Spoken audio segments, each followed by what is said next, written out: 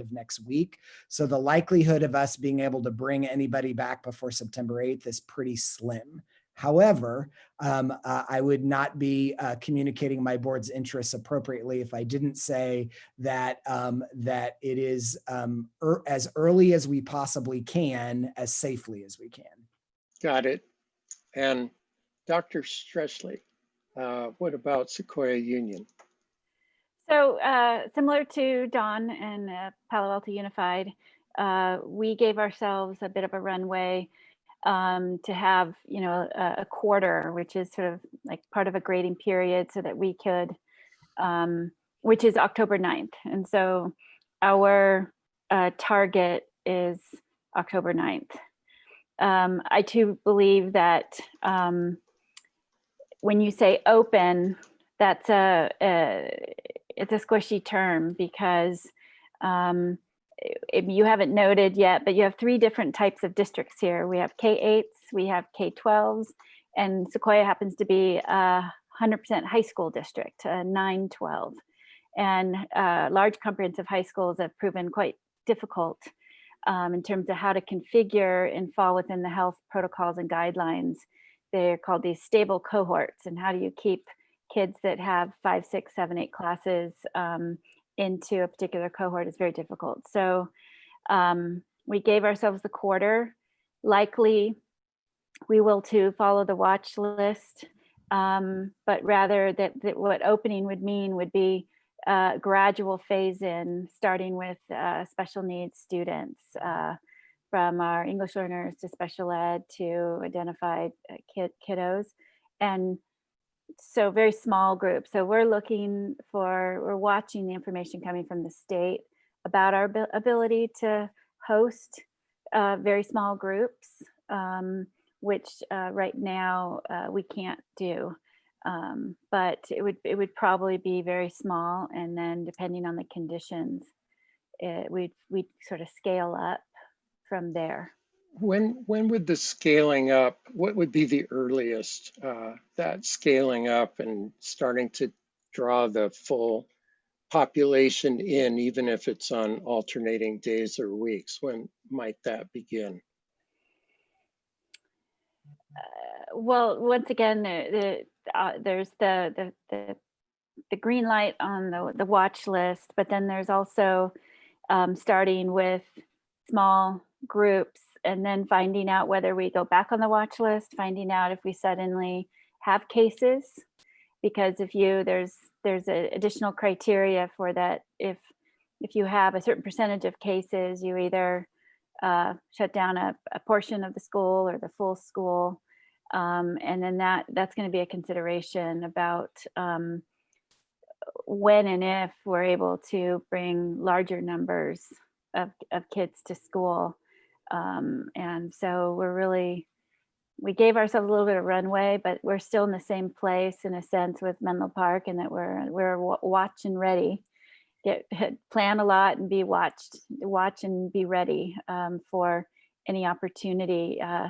Even the sports conditioning, is something that we're watching for. We know sports have been delayed, but we're hoping, similar to the summer, we can have some cohorts of kids doing conditioning within the protocol. So that's the best answer you give right now. Okay, but so we're not going to get into a particular date.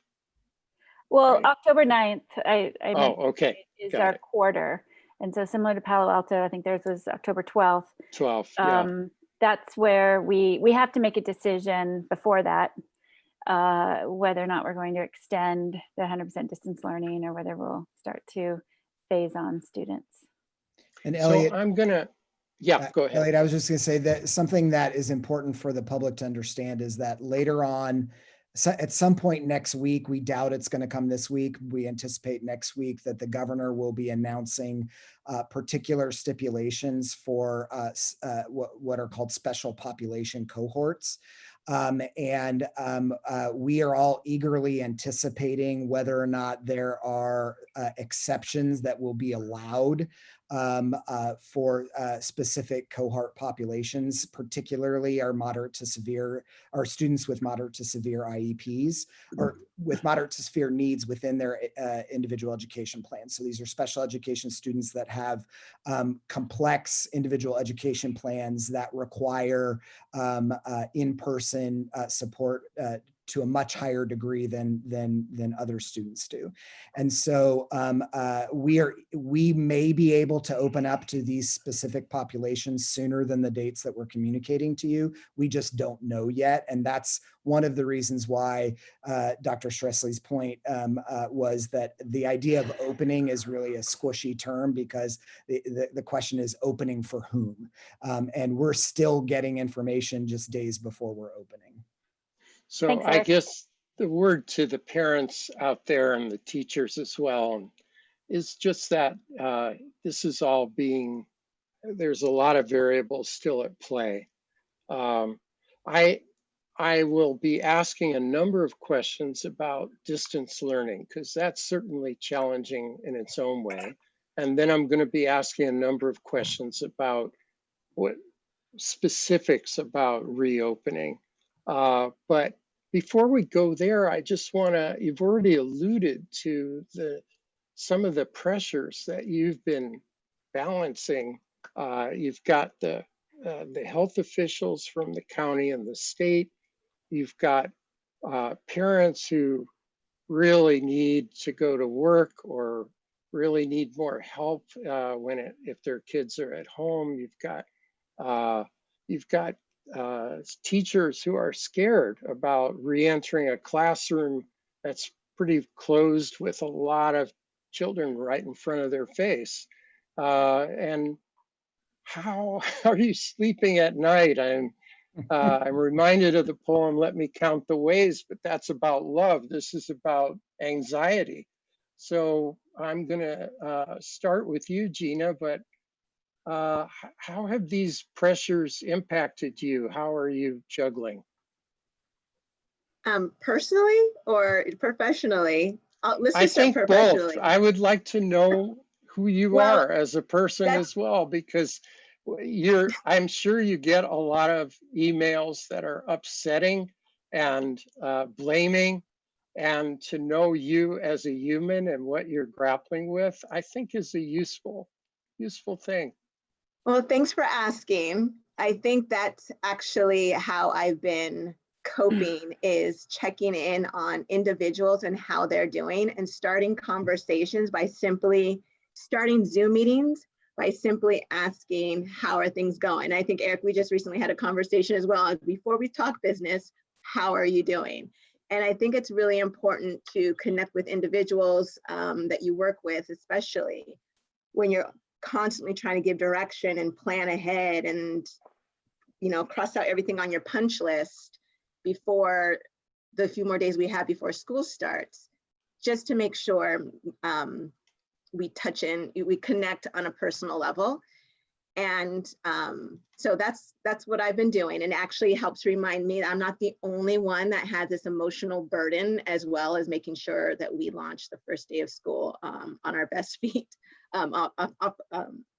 as best as possible. So yes, connecting on the human level. And then professionally, I think it's just making sure that we communicate as much as possible what is the current state and why we're doing what we're doing, but making sure before we do it, we get the input from all of our stakeholders. That's something that we've done specifically in our district, is trying to reach out to as many stakeholders as possible, holding as many parent focus groups as possible before coming to a decision of why we're doing distance learning. I think many of us were ready to do the hybrid model and trying to figure out all those different cohorts, A group, B group in the morning, or every other day, every other week. What are we going to do? Grade levels coming in more frequently than other grade levels. So before we made that final decision, it was getting a consensus from the community. And I think that's what has helped me sleep at night about why we are going in the direction we're going on August 26th, which is distance learning. Dawn, can you talk about your I don't know about your sleep quality, but how it's been dealing with balancing the pressures, and does it change from day to day? Is everybody convincing you one way and then the other? Well, you know, in March, the first couple of weeks of March when we were still open, I had a full head of hair. It was flowing. This has ruined me. No, gosh, we've been gone so long that I've gained a bunch of weight, lost it, gained it back, and lost it again. So, yeah, physically, no, it's been awful. And I think, I was on a webinar for AXA. AXA is a professional organization for all administrators in the state of California. And like I tried to tell everybody on that too, if you're not feeling beat up right now, and like it's an ever-changing game and you don't have the rules to it, but everyone wants you to be perfect in it, then you're not in the seat. You're not treating it seriously if you're not feeling like that. So, every district has taken a slightly different approach. I spend a lot of time on the phone with superintendents across the entire state. I probably have a call list of about 100 that I check in with. So I'm doing constant calibration, trying to make sure that we're on the front end of things that are good, but not so far in front that we're alone, with one exception where we kind of did go out there a little bit and it worked out fine. But the hardest part of this is how many people see the sliver of the problem. I'm not knocking anybody. I mean, this is just human nature. They see the sliver of the problem that if that was just changed, it would make their life better. And then they write you and say, look, this is easy. How can you not see that if you just did fill in the blank, that's all you have to do. This is your number one priority. So just to give you a quick list, my number one priority is to take care of the safety and health of all of our employees. My number one priority is to get kids back into school.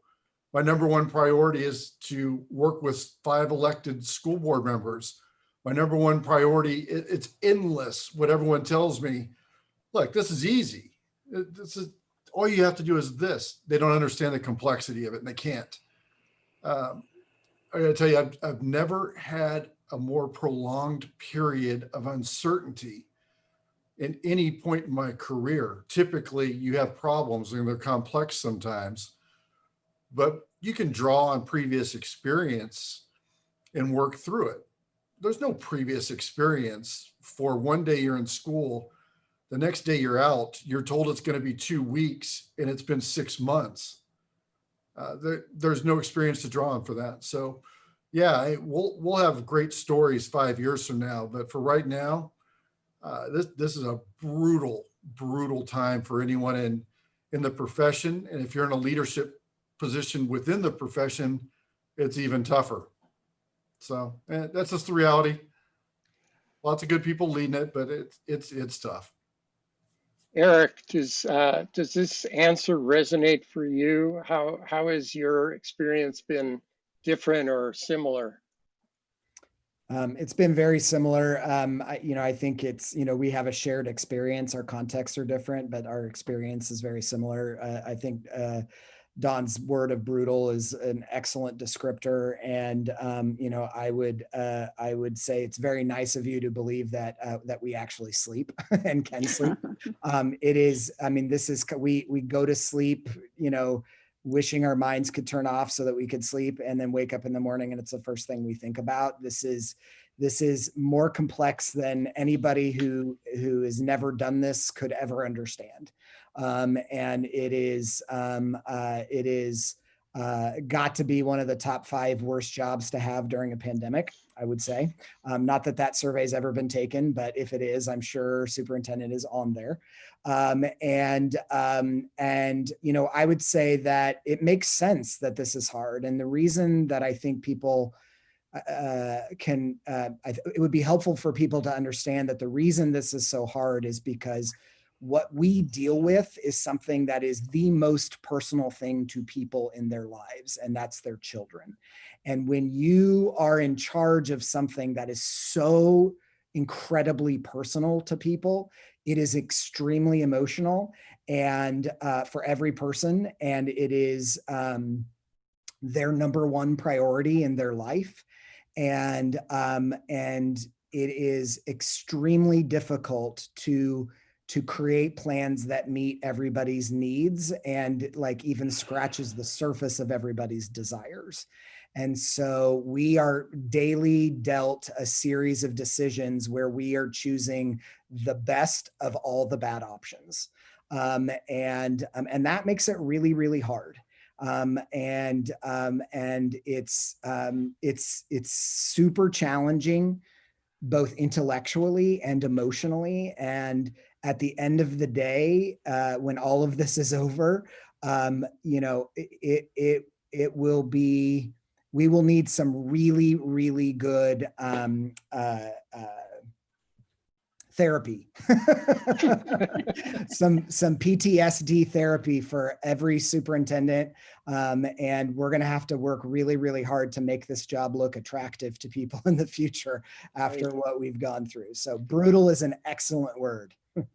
And Mary, you mentioned before we got started that your father was a superintendent for 30 years, but would not have been able to advise you on pandemic behaviors and choices. So what have you used as your guiding lights as you deal with the array of different needs and pressures? Yeah, you know, I was talking to my mom and we thought that the death threats that they got during the strikes in the 80s, you know, were probably the worst thing they faced. But then my dad wrote a few books on it and probably felt pretty good. The guiding light is family and reminding your staff and everybody to take care of each other, as well as our core mission, you know, to take care of our kids. And we have staff worried about taking care of their kids. And so there's just this compounding of elements. And so you have to trust in some of your gut instincts, but at the same time, the atrocity and the brutishness, the brutality of what we're in. You know, Sequoia High School District, we have excellent schools and we have excellent educators. And because this is so hard, and we have a very supportive, generous community, and because it's so hard to get this right, we are flogging each other, right? Because we expect to get this right easily most of the time. And the way the community and the staff that's not really had a history of being at odds, with the parents really desperate to have their kids in school and trying to find a sliver of information that can happen, and with our staff just responding in a myriad of ways to the pandemic. That's the other layer. How people are processing, conceptualizing what this is to them personally and their families runs the gamut. And so you can't just assume where people are coming from right now. You just have to try to assume it's from a good place. And it's taken people to some dark places. Dawn talked about calibration, and that is the saving grace of superintendents right now. We try to stay close, but we're kind of clinging to our own little buoy in the middle of the ocean and then pulling each other onto this little life raft. The difficulty is the calibration goes both ways. You know, we're constantly trying, what are you going to do? How are you going to do this? But our population is doing the same thing. They're reading. They have all the time in the world, especially over the summer, to find out what's going on or calibrate with our partner districts and say, why aren't we doing this? And why aren't you doing that? And I read this and we should just, so the confluence of information to always constantly feel like we're not doing enough, or we're not quite doing this, that's the getting up in the morning and not sleeping at night, that there's that piece of information that somebody else knows, or there's the plan that everybody's questioning their abilities. I mean, we're lifelong educators that have a lot of experience, and everybody's the first time at doing this. And so I think when you question your a variety of levels of our internal mechanisms, can we do this? Do we want to do this? Why are we doing this? Do we really want to, actually be involved in this? I think it adds to being creative under duress. A lot of duress. And it doesn't really happen. And so coming up and thinking outside the box under duress, it creates resentment, it creates fear of self-efficacy all over the place. And so that's where the sleepless nights come from. Thank you all for those answers, because I think they highlight a pretty lonely, and it's like you're not going to be able to satisfy everyone. And part of what happened, I noticed at least on 2 of your district websites, there were extensive details about going back to reopening the school on a smaller scale. And then just, it seemed like in mid-July, it switched back to knowing that you were going to start the term with distance learning. Did that mean that your planning to that point was mostly focused on how to come back, and that it was only the last couple of weeks that you turned back to figuring out how can we do the best job possible with distance learning? Did that affect you? You don't all have to answer, but does this question provoke any of you? Just start talking. Yeah. I think it applies to everybody. We were definitely preparing for a hybrid model, but we were like, what if? And that what if did happen. So we were prepared for the hybrid model. We pretty much had our schedules worked out too. And we knew that we were going to be able to fall back on what we had done in the spring in terms of having a foundation to build upon and improve upon, because what we did in the spring was only survival mode. And as we coined it, crisis learning versus distance learning. But we knew that we could build upon that. And so, as stressful as it was, it just seemed like we put a lot of work into something that we could have done. We could have been better prepared for August 26th if we knew we were going to do distance learning. So we could have been we'll be prepared for the 26th, but we could be in a better place if we spent our time preparing for strong distance learning curriculum, professional development throughout the entire summer versus planning the hybrid model. Is that pretty uniform as far as everybody's experience, or did some of you kind of go for the distance learning work from the get-go? Well, I don't mind tagging onto that. Again, it's like I almost need to write this whole story down because it's so easy to forget some of the important pieces. But it was only, I don't know, a month ago when the governor came out and said, we expect people to be back in school. Here are all the reasons you should be back. The American Pediatrics Academy was saying kids aren't super spreaders and they're better off in school. Let's get them back. Well, and then all that changed, right? Like almost overnight. So I think one of the reasons we were all working on these different models is, first of all, there was not uniform agreement about what models were the best. I don't think there is a best on this one, but everyone knew it was going to be the hardest problem to solve. So the easiest way to solve this is going distance, to tell you the truth. It has the least moving parts. It's the most controllable. It's the one that's easiest to put on a schedule. It eliminates all PPE, all transportation, all those pieces.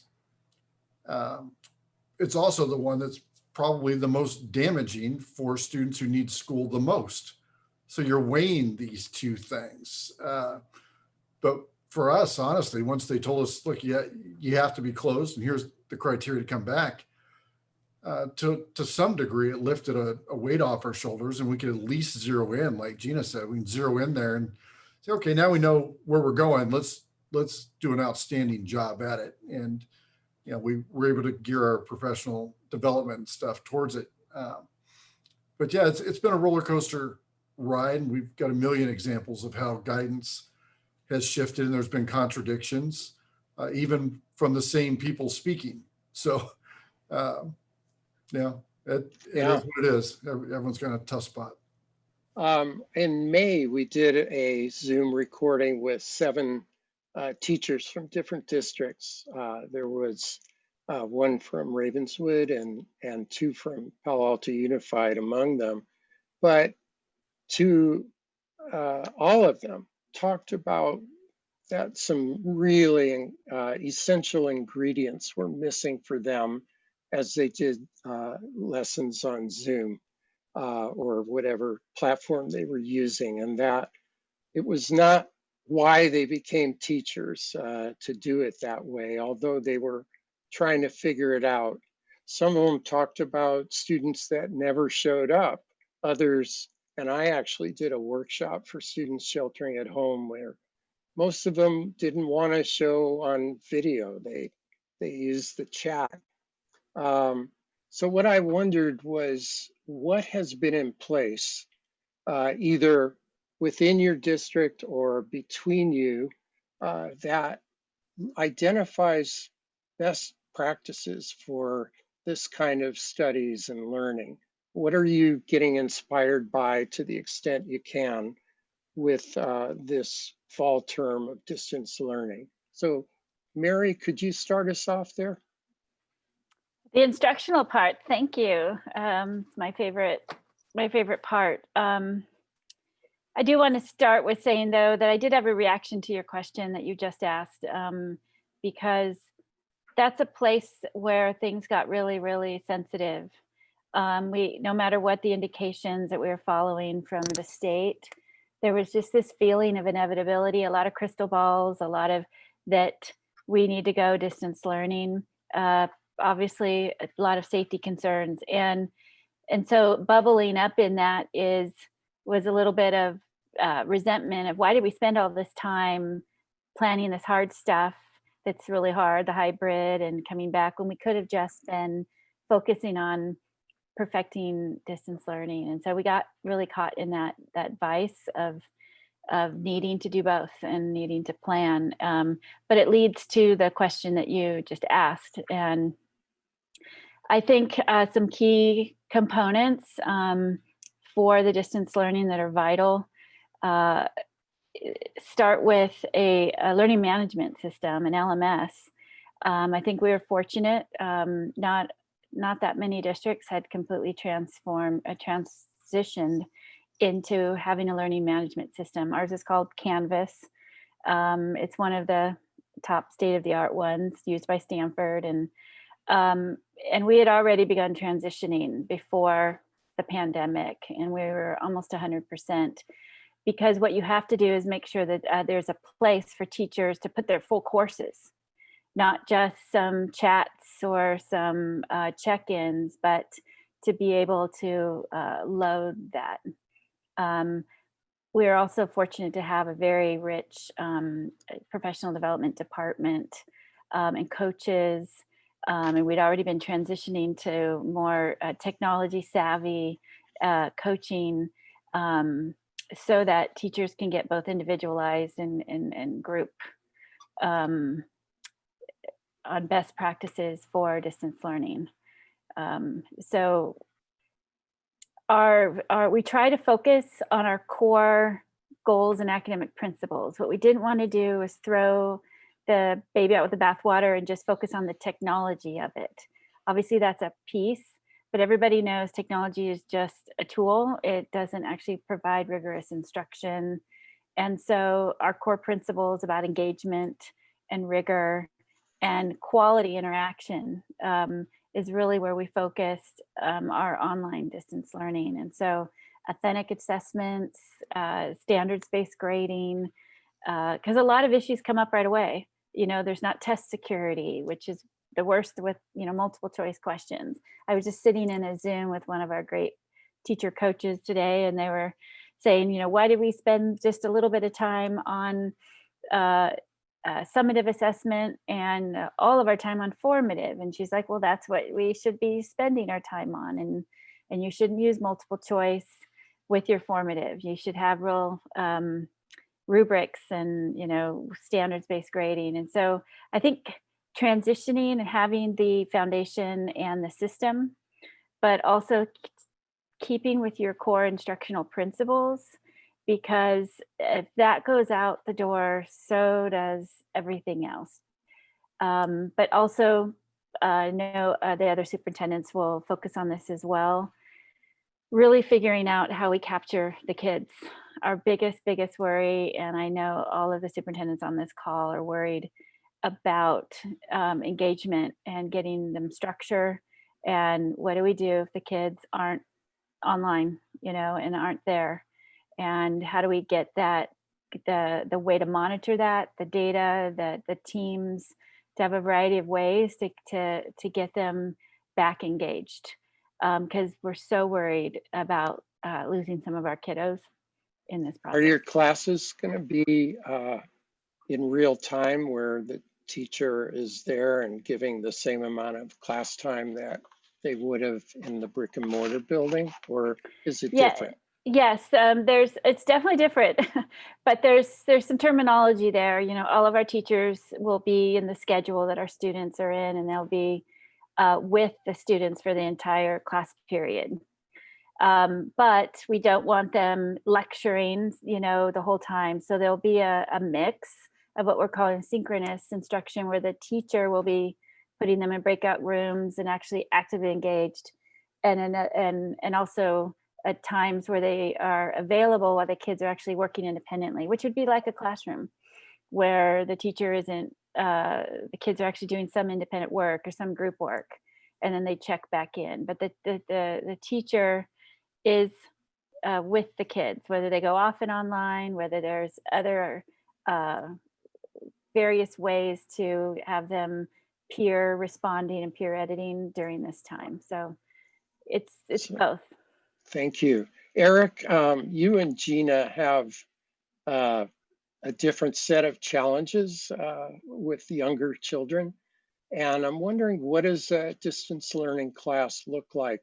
How are you taking some of those challenges with kids that young? And I assume they start at least first grade, maybe even kindergarten. So tell me, give us a picture of your distance learning. Eric. Yes, thank you. I'd just like to acknowledge that Don also has this challenge. He just also has the challenge absolutely. of high school. Because Gina and I have the pleasure of being able to focus just on K-8, I'll acknowledge that, you know, distance learning for the younger kids is different, and we have different challenges, although this is challenging for teachers in general. And I think across the board, what distance learning provides is it provides an opportunity to remind us that when we fundamentally focus on learning as an act of obedience rather than an act of inspiring curiosity, that distance learning is an opportunity to really drill into that challenge as public schools, right? And so I think, you know, speaking for our district, is, you know, one of the things that we've really been focusing on is student engagement and learner agency, much longer than COVID has been around. But it really is highlighting our need to double down on those fundamental priorities, because you lose the nature of obedience when you're engaged in distance learning. And so I think it becomes both a challenge and an opportunity for teachers to see learning as an opportunity to ask really, really good questions and to scaffold experiences that get kids excited, not about being on a screen, but about answering powerful questions that they can use the resources around them to find answers to, and then to rely on on camera time to get clarification about those questions, to find other students in the classroom who are interested in answering the same questions they're interested in answering, or going to try to go about it in similar ways.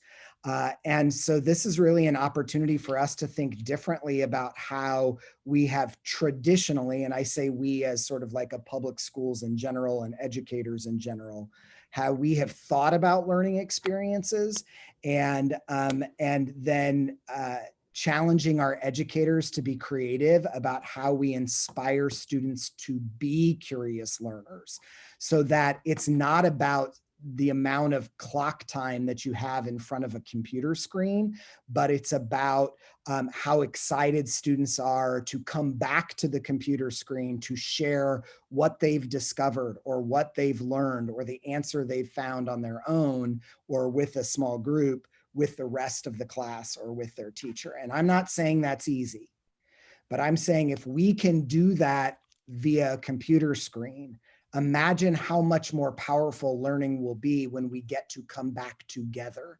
And it's not about the amount of time that a child spends from bell to bell, but how excited they are about the learning that their teacher has inspired them to do. And this is a journey that we as a school district have been on for a while. And we're only scratching the surface about where it is that we want to go. But I hope that as we go through all of this, that the burden, that the challenge that we've had to encounter over the last several months and will over the next many more months will not be for naught, but that we have found a way to inspire kids thinking and learning virtually, such that when we get back in person, there's no classroom that's left unchanged. And that's my hope, because if we can do it virtually, where we don't have the ability to focus on obedience, then we can absolutely do it in person when we come back together in relationship with one another. So that's my hope. Great. Gina, I've had the pleasure of working with a few of the teachers in your district, and I love them. They're great. But if I'm a teacher and I'm not feeling that my Zoom skills are up to snuff for a bunch of 10-year-olds, what do I do to get better at it? How can I find some support at the district level? Right. I just first want to say kudos, Eric. I think you addressed that question very well. And more importantly, I also see a silver lining in what we had to go through, in the sense that for our parent engagement, the accessibility to be able to reach families, with devices and Wi-Fi hotspots, they've been able, at their convenience, participate in meetings that typically they would not have been able to participate in. Literally, I've had a father hold up his camera in the kitchen where he works to be part of our DAC-DLAC meeting. And our families have also been contacted by teachers either weekly or bi-weekly. And so that expectation of, if we are doing this now, then we want to continue that when we are back in the building. And I think I heard a comment, this is some podcast, we don't want to go back to normal, we want to reach for better. And so I'm very encouraged too of, if we're able to get through this, just imagine what we can do when we are face to face looking at our babies smiling at us. But for our teachers, if they need assistance in our district specifically, I'm grateful that we have an instructional leadership team at 3 of our 4 sites. We're still hiring for our dual immersion school. But we are focusing on building capacity at our school sites. And so we do have teacher leaders that are going to be able to support teachers at each grade level. we're dabbling with different tools to make it a bit easier to engage students, and also try to collect formative data so that we know what our students are learning, what we are presenting to them, and they're actually acquiring those skills that we hope that what we deliver, they're able to perform.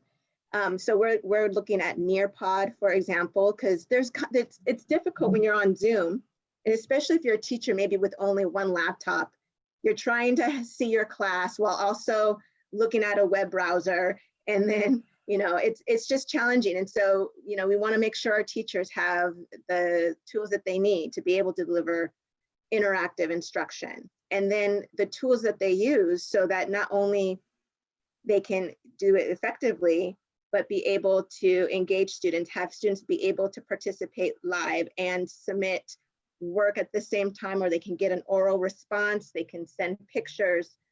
So we really want to make sure that our teachers are well equipped and trained to utilize these technical tools and explore new ones, like what we're going to be trying to do this year is using Nearpod. Okay, I'm going to switch gears just a little bit, and because I really want to address the concern that many have voiced with distance learning, that it will put even more pressure on the achievement gap that I know is a priority for all of you superintendents. How do you combat the fact that, you know, it's the students who have the least amount of support at home, or the least amount of technology, or the least amount of space in their house to actually set up and do their homework or listen to their teacher? How do you address that? And I don't mean to be one of those people keeping you up through the night that you're doing it all wrong. I know it's a very, very tall order, but what is going through your minds in terms of how to not lose kids and leave kids way far behind from all this distance learning? So Don, let's start with you. We have to? No, I'm just joking. Yeah, I mean, the question that you asked is probably the most important question out there. If I had to rank all the things that I'm worried about, this is number one. Palo Alto, just for context, has the most pronounced gap between advantaged and disadvantaged, and what that means that I've seen anywhere I've ever been. So the prioritizing the needs of the students who need the extra help is top on our list, but it's also met with you know, an undercurrent of, yeah, you can do that as long as it doesn't take away from my kids' experience. And when you go into something new, like a closure, everyone has anxiety. And, you know, honestly, the people that are the most vocal are the ones that are primarily the most advantaged to start with in a school system. And really what we're picking up is some fear that they're going to lose this advantage. It doesn't mean that that fear and their love of their kids is any less important. It's all totally true. But the people we don't hear from, and in fact we can lose, are the people that are having trouble. They don't have a quiet place to work. They do, you know, even on a good time when our schools are open, have to ride a bus an hour each way to get here. I'm really concerned about the kids who can easily fall through the cracks. And now, without having face-to-face, all kinds of national studies saying, you know, when people are upset about screen time and the digital divide, well, I've got concerns about that nationally too. It's not a Palo Alto issue. We are blessed. We are well resourced. right? So we can take care of the digital devices. But that doesn't mean students who are experiencing abuse at home are experiencing less now that they're home all day, in some cases now with their abusers. And that reporting has gone down nationwide, but we know cases have gone up. Mental health, already a weakness in this entire region as far as students struggling mightily with mental health issues. Now they've been cooped up in a home. They don't have interactions, that it's not feeling healthy to them. So yeah, of everything, this is the one that is our all hands on deck issue. And we're putting supports in place and really what I would call the extraordinary efforts to reach out. But we were hanging on by a thread as it was in good times as far as our achievement gap.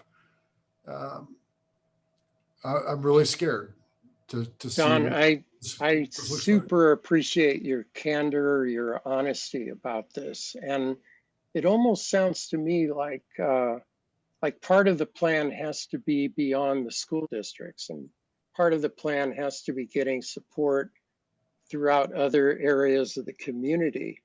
I want to ask all of you if there are other thoughts you've had within the district, how you can support these kids that are the most vulnerable, but also if there are ideas that you've heard from the community at large, how they can plug in.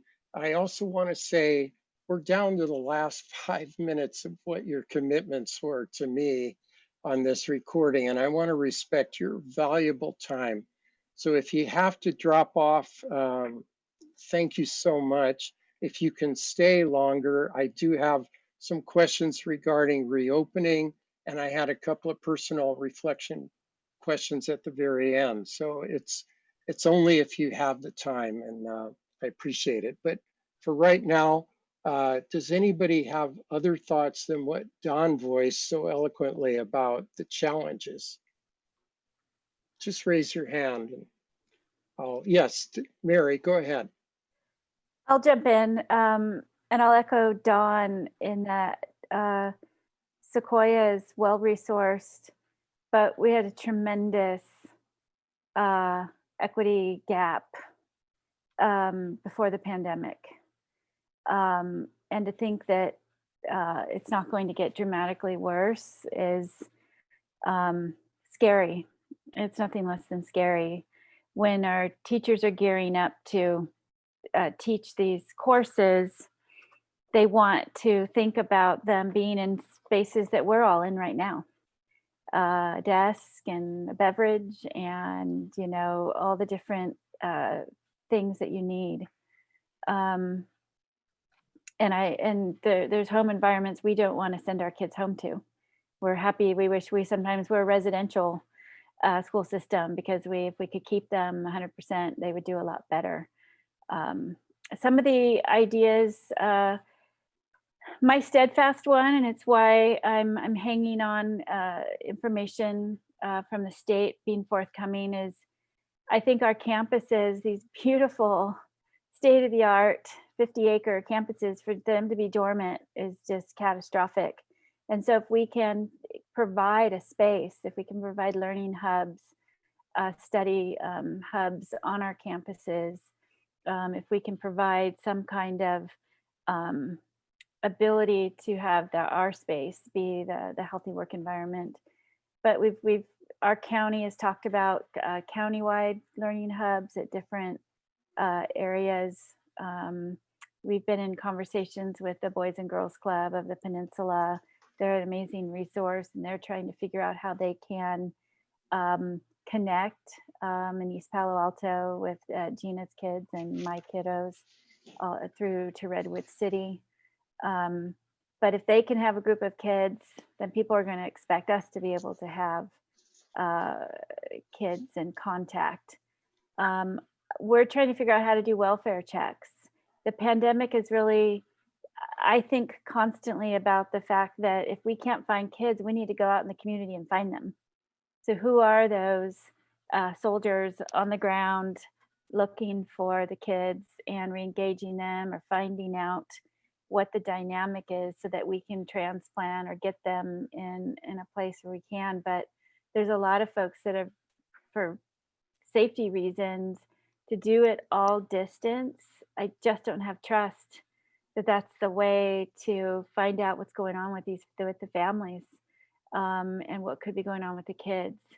And you don't want to send police to the door to do welfare checks. That's, even though we have a great partnership, that's not a welcome, helpful knock. So we are really hoping that even if we may stay in distance learning longer than we hope, that we still have ways to host one-to-one small groups, office hours, mental health assessments, those kinds of things that kids need.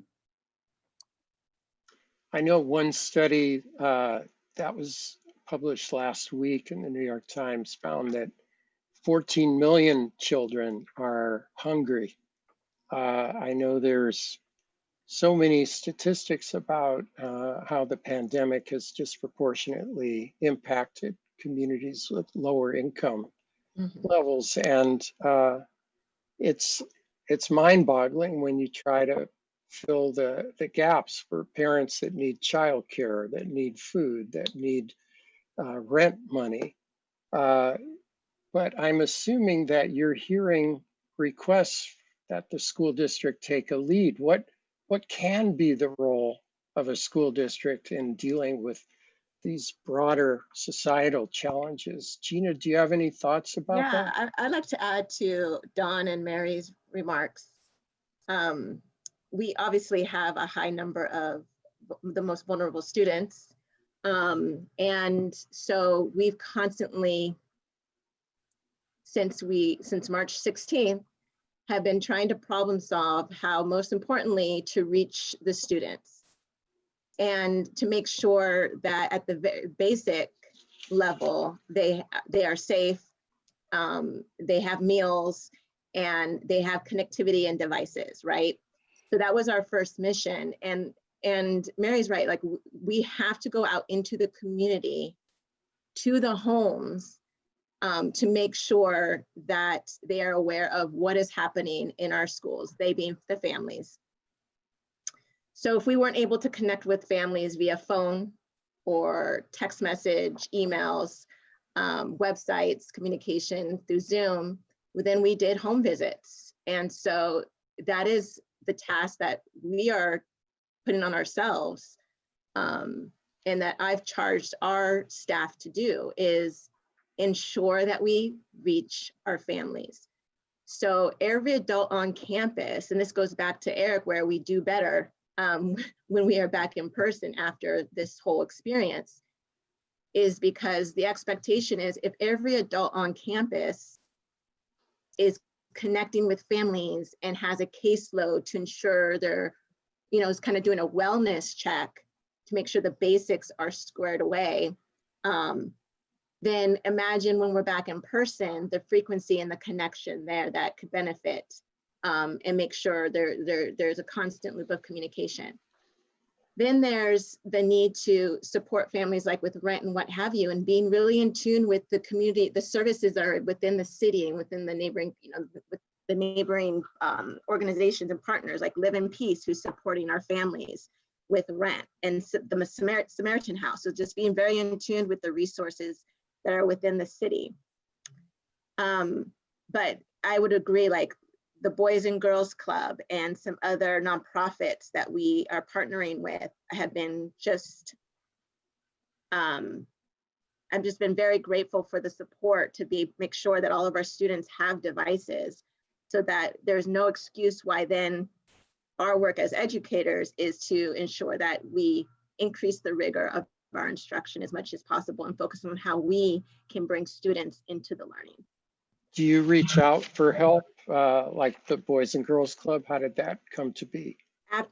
Actually, we've already partnered with the Boys and Girls Club for the after school program, but like for every program, we have to revamp how we actually going to deliver services. And we really don't need the support in the afternoon. We need the support during the day. So Like Mary mentioned, we are exploring how some of our nonprofits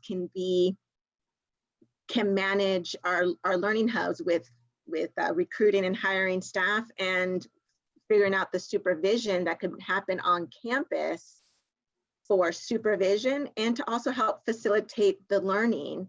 And, you know, for example, a group of 8 students, maybe they're from one family specifically, because we have families that double up in a home. So you have a home come onto campus and supervised by a BGC staff member or a 49ers staff member. And not only are they supervising in a safe place, students have access to Wi-Fi and devices, but they're also making sure that they are logged in and on time for their synchronous learning, and they submit the work that was assigned to them as asynchronous assignments. And that would pay off. Also, just exploring how we can mitigate any type of learning loss, or for those who are not, they're not being successful, how we can partner with other agencies like Reading Partners, or some other volunteer programs that we have that we are partnering with, just making sure that they are aligned to what our plans are and how they can be infused into the learning. Another idea is, you know, if we are able to have volunteer support, then we can have them be part of the Zoom class and be part of a breakout group, so that teacher can work with the smaller group in a breakout session and the volunteer can work with the other group, just to help with engagement. There's so many ideas out there to help mitigate this achievement gap, and it is going to be dependent on us partnering with city, partnering with all the organizations. The district cannot do it by itself. I want to Primary. switch us over to some questions about reopening. I'm kind of pushing the pace a little bit because there's limited time, and I want to ask Eric, you have a 10-year-old kid who's he's sat for an hour or so, maybe 2 hours already with his teachers, and he feels some ants in his pants. How do you take care of kids once well, this is the last distance learning? Is there ways to teach, or when you come back together, where they don't have to sit in their desk all day? Or is the plan at this point that you're in your desk, you eat your lunch at your desk, you have recess at your desk?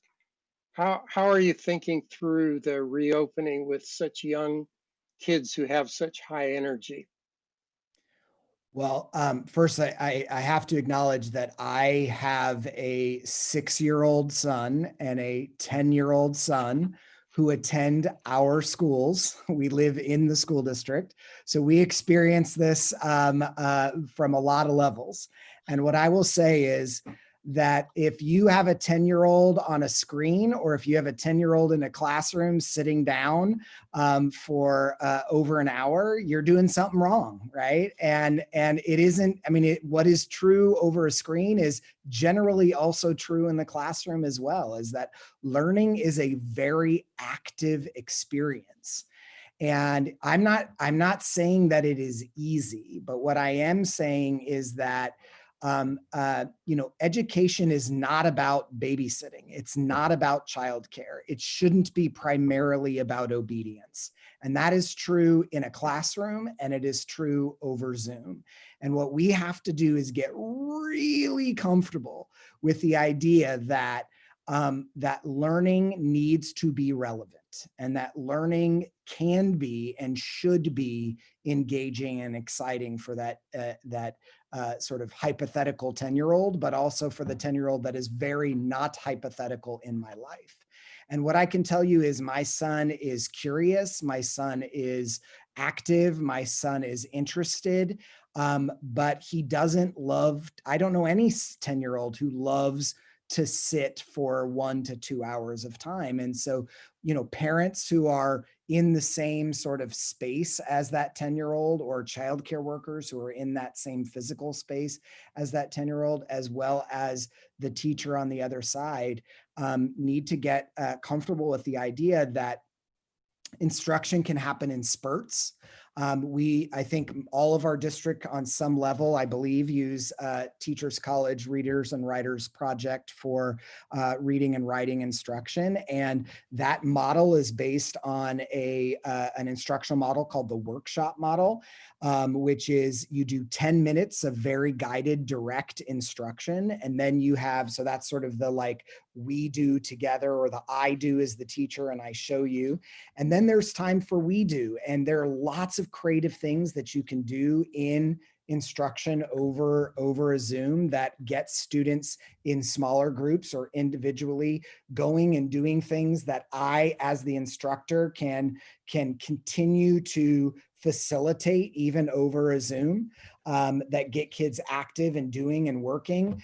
Things like, writing a thesis statement on a whiteboard instead of like in a worksheet. And when kids, it's a proven fact that when kids write things on whiteboards, they're much more interested and engaged because it doesn't feel final, right? It's like, oh, I can make mistakes. I can erase this. I can do this. And so I'm writing my thesis statement and I'm working, or I have, a piece of paper on the wall and I'm writing it or whatever. And then I get to show people and I'm engaging in this sort of like activity. Maybe the teacher has put me in breakout groups within the Zoom, and I'm working with two other of my classmates. Some of our teachers say 3 is learning and 4 is a party. And so we specifically organize our breakout rooms to make sure that kids understand that they have a short amount of time and a task that's both rigorous but accessible for all the students that are in there, doesn't require the adult to be in there. And maybe the child is literally on their bed with your legs crisscross applesauce, or they're standing up, or they're outside or whatever, but they're engaged in learning and they know what their task is. In 10 minutes, I have to come back and I have to show this learning, right? Let's skip ahead. I don't mean to interrupt. No, that's okay. But the idea is that we are creative about the ways in which we're engaging in learning, such that it's not seated for an hour. But let's skip ahead to when you do reopen and you're trying to maintain this social distance safety, assuming we aren't past the pandemic yet, when you reopen gradually. How do you work with kids that young and keep them socially distanced? We did it in summer school and it worked out okay. I mean, kids are the most resilient and adaptable beings on this earth. It's the adults that are usually the problem. We have to adjust. We have to adjust our expectations and we have to adjust our ways of doing things. Kids will figure it out. Kids will manage. They did it in summer school. We had 0 COVID cases in summer school. And we had 100%, no matter what age, 100% mask wearing, 100% attendance, 100% engagement. They will figure it out. So on the high school level, Don, or you can talk about both, how do you envision something like lunch or recess periods? How do you manage the social distance? What will be in place? Well, yeah, I think we got to be realistic, right? So we have all these rules right now, and I'm going to say something that when people drive around and look, they're going to see it just jump out at them. Yeah, I live right over by the Baylands, paths out there, and I've been out there recently on weekends and seen groups of 20 kids with parents walking together. Okay. And then on my way back, I passed Greer Park, and there are soccer clinics going on, no masks, kids all over each other, adults sitting over on the side. Then I go downtown to Cal Ave or to University, outdoor seating for restaurants, which by the way, I enjoy, but people mix tables which is one of the rules everyone's violating. They're walking around, milling around together. So I think number one is when we come back and when there are cases at schools, because we will come back and there will be cases. Boy, I'm hoping that the schools aren't held to a standard that nobody else seems to be honoring. So I'm concerned about that, right? And I think, and we're kind of joking, but speaking with Sarah Cody from our public health department, she just flat out said the issue coming back is going to be less about the kids and more about the teachers' lounge. And I saw that today. I was out on campuses today, and teachers are back and excited to see each other. And they're normal. They're missing these interactions too. There are going to be interactions. There should be no expectation of perfection on this one. I think distancing our campuses, I'm sure everyone's are marked for when we return. They have the big, stickers on the ground about 6 feet spacing, but really, I understand the rules and I'm treating it seriously, but I'm not sure I want to be in a world where two kids can't, play catch with a ball, or we teach kids that sharing is bad and that they can't see their teacher's mouth move. If we can't come back in a way where school isn't scary, I'd rather not come back for a little bit. So there's a balance. There's a balance in there somewhere. But is there a plan in place for the cafeteria, for example? Yeah. So I'll just give you some real quick hitters. Cafeterias won't have a choice. You'll go in, you'll have a grab and go lunch. It'll be pre-prepared. You'll come back, you'll sit in a designated area with your cohort, small groups. I'm talking about elementary school. High schools, good luck, right? One thing I've learned as a longtime high school principal, your ability to control everything that happens is much less than what you hope they think it is. They're going to go say hello to each other. They're going to hug each other. They are going to date. They're going to hold hands, and they'll either do it on campus or immediately after, but that's just the way the world is. And the desks in the classrooms, are they all like measured apart from each other? Is that all part of the plan? They are, but the reality is at a high school, you're going to rotate kids through. We're not going to be able to sanitize classrooms in between each period in 10-minute breaks. It's just not going to happen. So there is going to be more exposure than sitting at home if, by the way, they're sitting at home right now. Right. And let's see, I've gonna kind of move to a couple of last questions here. Have you found some unsung heroes in this process? Has anybody done something in your district for your kids, for your parents, that you didn't expect, that really sort of gave you a new level of hope and appreciation? Does that come up for any of you? Just raise your hand and then we'll, yeah, Gina, has that? Yes, like I mentioned before, we were able to, we can't do what we do without the support of our community and the partners, but our essential workers from the get-go, especially our child nutrition and education workers who, have distributed meals, and then our transportation who actually deliver the meals, they did not skip a beat since March 16th.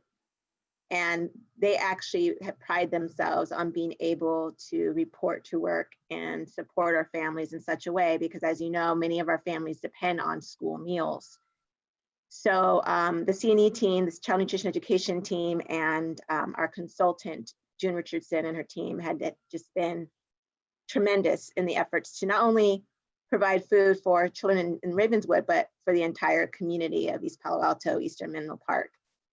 So that, and then also just generous funders who've helped build our foundation's bucket to respond to any COVID needs has been just amazing.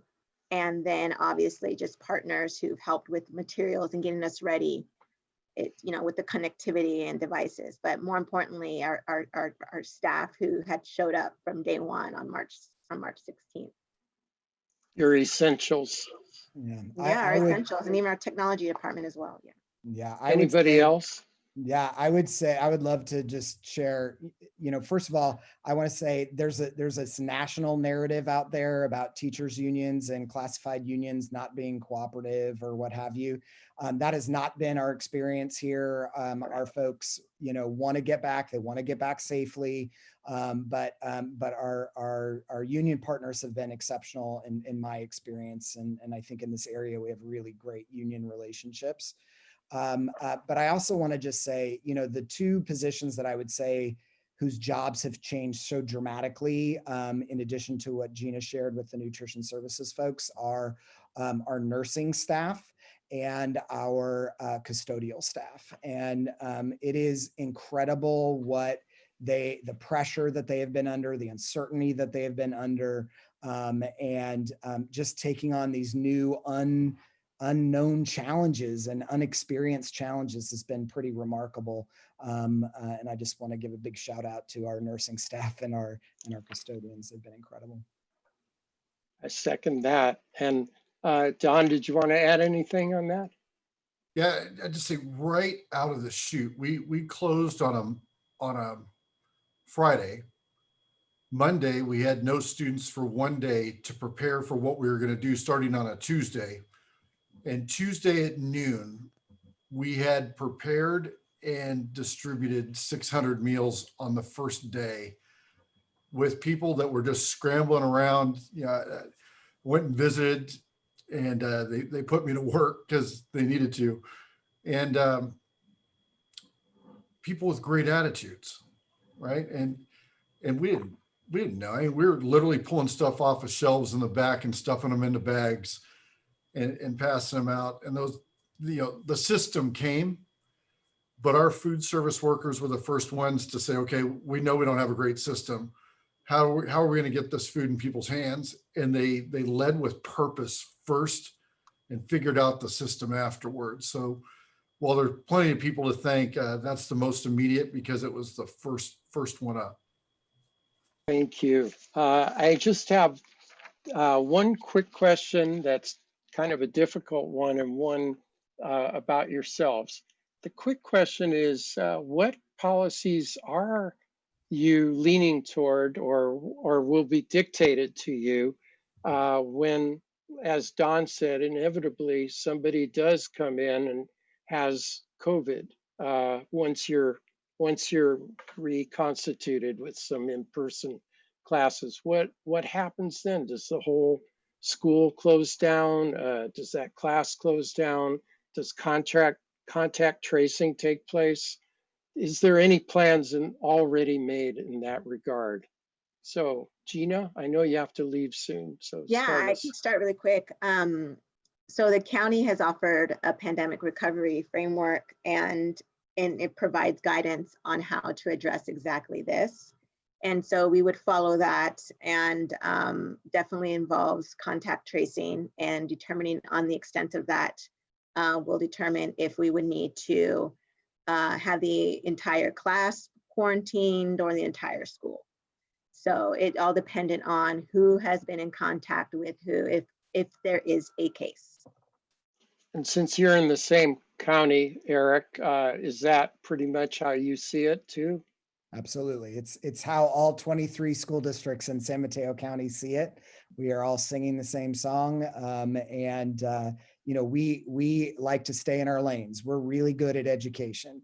We are learning to be good at health policy, but we take our cues from the health department, and we're real clear, and we've been practiced in this to the extent that we had scares or what have you. But I think the policies are great. That are in place. I will be sending my own child as soon as we can be in person. I feel comfortable doing that. And I think, once it's clear that the numbers are under control in both of our counties, I'm confident that our schools will be some of the safest places out there. And when and if COVID enters, it will be from the outside, not from the inside. And Don, do you have a policy that might be different given you're in Santa Clara County? in terms of kids coming to school sick? No, we're going to be exactly the same. There's some little nuances that things keep flipping back and forth on.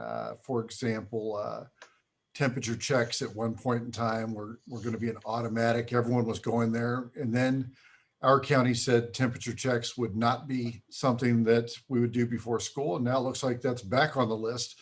So, you know, keeping track of everything. And I wanted to add to, when you're talking about policies and things, all of us had school boards that got beat up also. And, you know, these are not supposed to be full-time jobs for school board members, and they certainly are right now. And I think we all really appreciate the work each of our school boards have done and being responsive to community, and also, you know, taking their job seriously, which is creating and approving policies, some of which we never imagined we'd have to be talking about. Absolutely. This is the last question. I'd love it if each of you said something about it. And it could be just a simple no, but are you changed from these past 6 months? Are you going to be a different superintendent, a different person from this when you resume having kids in a school? So let's say post-vaccination days and all that. Is there going to be a change in how you prioritize and view your role? So Gina, I'll put you on the spot just in case you have to leave. I think we're all going to be changed from this, definitely.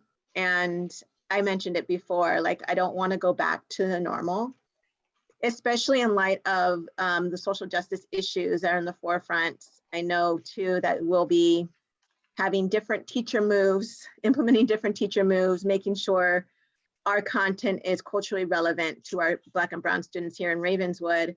And so there's so many things that I think we will definitely be doing differently moving forward. And as a superintendent, be very conscientious of just the decisions that we make and policies that are approved, that it's anti-racist work.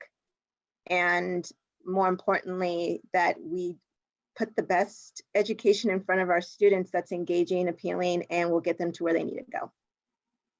I just want to commend you on your on the website. You reflect those values and those changes to be on your message to the community, and I thought that was very resonant and inspiring.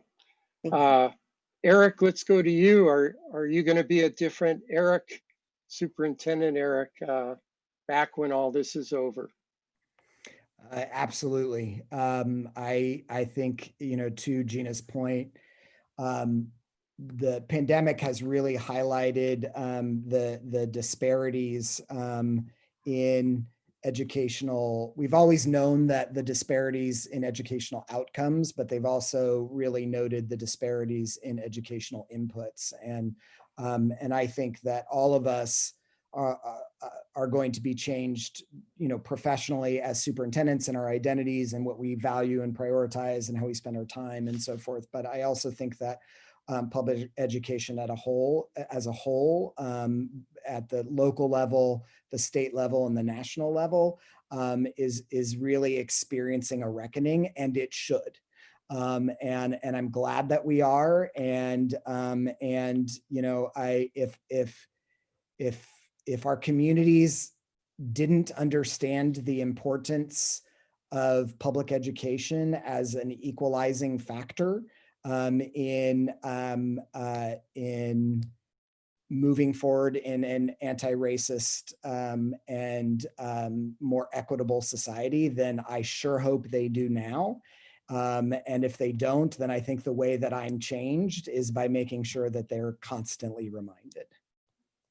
So on top of the pandemic, it sounds like you've been very impacted by all the focus ever since the recent killing of George Floyd on how that trickles into every age level and every institution like the schools.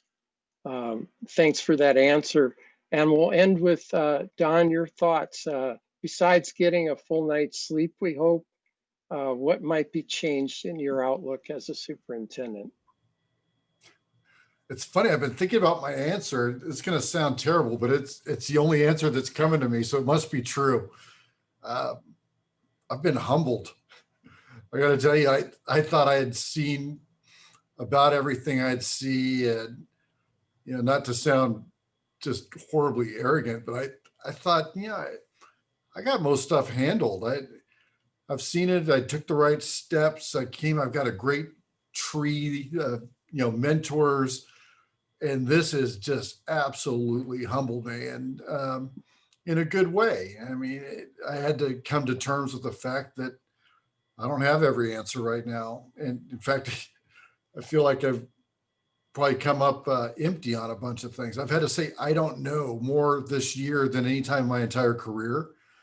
And one thing I've learned is, if people know you're trying and your answer is, I don't know, they'd rather hear that than a make-believe answer or a sugar-coated answer. So, yeah, I think, dropping the filter down, not having to worry about being as polished all the time, and instead just being real and saying, yeah, this is unlike anything, is something I hope I can just stay grounded with. I think if anything, it's refocused, recentered me a little bit. So like a lot of things in this, when it's all over, it's not all bad.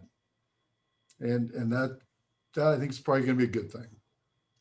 Thank you for showing us some silver linings. And it's no question you're all navigating uncharted waters that are in flux, that keep changing even as you do your best to chart a course. And I know that you talked about some of the heroes in your district, but I want to point to you all as, if nothing less, you are finding an inner hero in yourself just by leading your schools through this, and the families and kids that depend on you, and the teachers, of course, are right at the forefront with you. So thanks for the work you do, and thanks for spending some very valuable time with us here today. Take care. Thanks. Thanks, Don. Thanks, Gina. Thank you, Elliot and Stanley. It's been a pleasure. Thank Sure. you. Good to see you again.